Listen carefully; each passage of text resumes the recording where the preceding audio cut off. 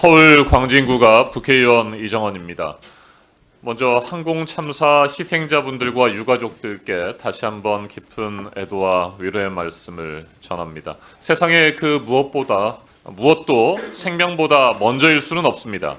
대한민국의 과학기술과 정보통신, 방송정책이 더 따뜻하고 안전한 대한민국을 만드는 데 보탬이 되도록 우리 위원회가 지혜를 모아나가면 좋겠습니다.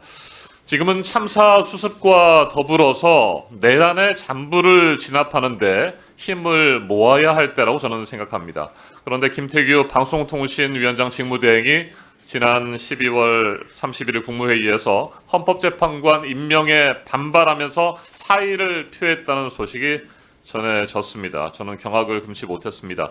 김태규 대행도 국민을 배신하고 내란 동조자의 길을 걸으려고 하는 것인지 묻지 않을 수가 없습니다. 70%가 넘는 국민이 윤석열 탄핵은 정당했다고 말합니다. 헌법재판관 임명은 헌법과 법률에 따라 이루어지는 것인데 도대체 무엇이 문제란 말입니까? 오늘 저는 이런 것들을 김태규 직무대행에 묻고 싶었는데 출석하지 않았습니다. 조성원 방송통신위원회 사무처장께 질문 드리겠습니다. 네. 김태규 직무대행이 오늘 불출석한 이유가 뭡니까? 몸이 좀 많이 안 좋으셔서 출근을 못 하셨습니다. 네, 구체적으로 어디가 아픈지 알고 계십니까? 뭐 그까지는 제가 정확하게 모릅니다. 네, 12월 31일 국무회의에서 사직서 제출한 거 알고 계시죠? 예, 저도 기사를 통해서 봤습니다. 네, 방송통신위원회 직원들은 어떻게 받아들였습니까? 뭐 많이 힘들어했습니다. 네, 최상목 대통령 권한대행 부총리 겸 기획재정부 장관이 헌법재판관 두 사람을 임명한 거에 대해서 반발한 거 아니었습니까? 그렇게 사직서를 제출하고 그 이후에 김태규 직무대행은 업무를 수행을 했습니까? 아니면 뭐 업무를 안 하고 있습니까? 나중에 이제 그 권한 대행께서 그 사직서를 반려를 하셨고, 네. 그래서 계속 직무는 수행하셨습니다. 그래서 뭐 아무 일도 없었던 것처럼 그냥 뭐 사직서는 반려됐으니까 계속 일을 한다고 합니까? 예, 업무는 지금 계속 하고 계십니다. 네, 아직까지 뭐 사직의 뜻을 굽히지 않았거나 이런 얘기는 못 들으셨어요? 뭐 저한테는 개인적으로 뭐 말씀하신 적 없습니다. 네. 결국에 사직서 제출의 진정성도 의심이 드는 상황이고요. 도대체 이해할 수가 없습니다. 국무위원도 아닌데 대체 무슨 자격으로 그렇게 반발하면서 이야기를 했는지 묻지 않을 수가 없는데 오늘 불출석한 거에 대해서도 뭐 아프다고 하니까 뭐 이해를 못하는 부분은 아닙니다만 다음에 전체 회의에서는 반드시 질문을 드려야 되겠다는 생각이 좀 듭니다. 무엇보다도 내란이 현재 진행형이고 내란 사태를 조기에 종결하고 또 대통령의 탄핵 소추에 대한 헌법재판소의 심판이 신속하게 진행되기 위해서는 헌법재판관 임명이 반드시 신속하게 이루어졌어야 되는 것이고 그렇게 했던 부분에 대해서 반발한 거에 대해서 저는 다시 한번 이해할 수 없다는 부분을 말씀을 드립니다. 유상임 장관께도 앞서서도 질문이 나왔으면 다시 한번 묻겠습니다. 헌법재판관 임명은 신속하게 이루어졌어야 되는 거 아닙니까? 거기에 대해서는 동의하시죠? 예, 거기에 대해서 저는 뭐 반대하지 않습니다. 네. 그런데 제대로 사전에 서로 협의하지 않았다 이 부분에 대해서 화가 나신 겁니까? 화라기보다는 국무회의는 그런 것을 논의하는 자리입니다. 네. 당연히 중요한 국가적 대사인데 논의해야 된다고 저는 생각했고 제 나름대로 보관도 있었고 뭐 그런 찰나에서 좀 아쉽다라는 것을 의사를 표명한 겁니다. 네, 그 자리에서 뭐 국무회의에서 장관도 사의를 표명했다거나 뭐 이런 건 아니신 거죠? 사의는 사실 우리 그 비상계엄 이후에 총리께 우리 이 국무위원들 전원이 이 사의를 표시를 한 적이 있습니다. 그 이후로는 이 국정이 원활하게 돌아가기 위해서는 그런 얘기를 쉽게 해서는 안 된다 이런 생각을 가지고 지금까지 일해왔습니다. 네, 윤석열 대통령에 대한 체포영장이 발부됐고 그 체포영장 집행 시한이 오늘까지입니다. 윤석열 대통령 계속해서 관저에 숨어 있으면서 체포영장 집행에 반발하고 있는 상황입니다. 장관도 들으셨는지 모르겠습니다만 윤석열 씨가 대통령 선거 전에 한 방송 프로그램에서 이런 얘기를 했더라고요. 대통령이 되면 절대 안 하겠다라고 하는 부분에 대해서 국민 앞에서 숨지 않겠다.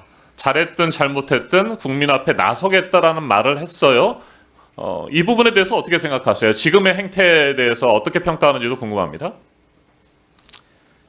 예, 제가 뭐 국무위원으로 그 부분을 제 나름대로 생각을 말씀드리는 것은 적절하다는 생각이 들지 않습니다. 네.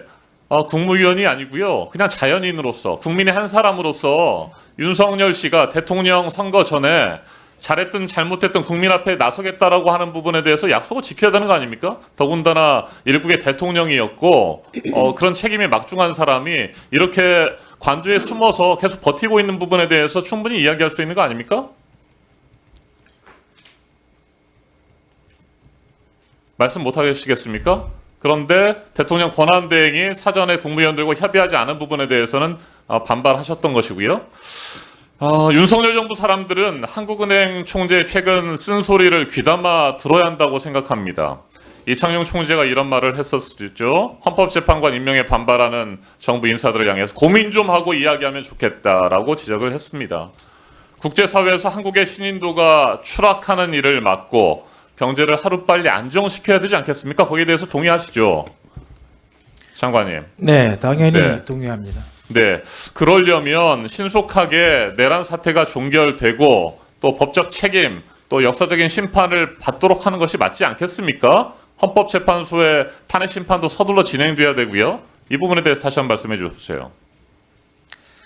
예, 뭐 그 한은 총재께서 지적하신 것은 일면 타당한 것도 같지만 거기 국무위원 누구도 생각 없이 앉아 있는 사람은 없습니다. 그런 부분에 대해서는 조금 과한 이야기다 이런 생각이 들고요. 네, 윤석열 씨에게 왜냐하면 의견은 자유롭게 개진을 해야 되고 판단은 대행이 하는 겁니다. 네, 윤석열 씨에게 오늘 체포영장 시한인데 당당하게 나서서 수사 받을 건 수사 받고 질문에 국민들의 질문에 답하라고 말할 생각 없습니까?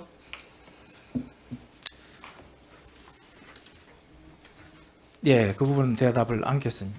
왜 대답을 못 하시는 겁니까? 충분히 그 부분에 대해서는 국무위원으로서 그 책임 내란을 일으킨 대통령에게 말할 수 있어야 되는 거 아닙니까? 그 정도의 자신감이나 용기도 없습니까? 계속 윤석열 씨하고 같이 가겠다는 생각이십니까? 장관도? 이 의원님, 내란 문제는 아직 결정이 난 거는 아니지 않습니까? 비상계엄을 선포하고 내란을 일으킨 거에 대해서 동의할 수 없다는 얘기입니까? 내란이 아닙니까? 내란 여부는 아직 결정이 나질 않았어요. 내란 여부를 그러면 어떻게 평가를 하는 겁니까? 그건 형사법이든 뭐든 결정이 나야 되지 않겠습니까? 그럼 내란이 아니고 뭡니까? 비상계엄을 한 거죠. 통칭이었습니까? 비상계엄을 한 거죠. 장관은 지난번에 비상계엄에 찬성하지 않는다고 했잖아요. 찬성하지 않습니다. 지금도. 예. 그 질의 순서 조정이 좀 있었습니다. 김장겸 위원 자리에 신성범 위원님이, 박정훈 위원님 자리에 최영두 위원님, 이렇게 순서 조정이 있었습니다. 신성범 위원님 질의하십시오.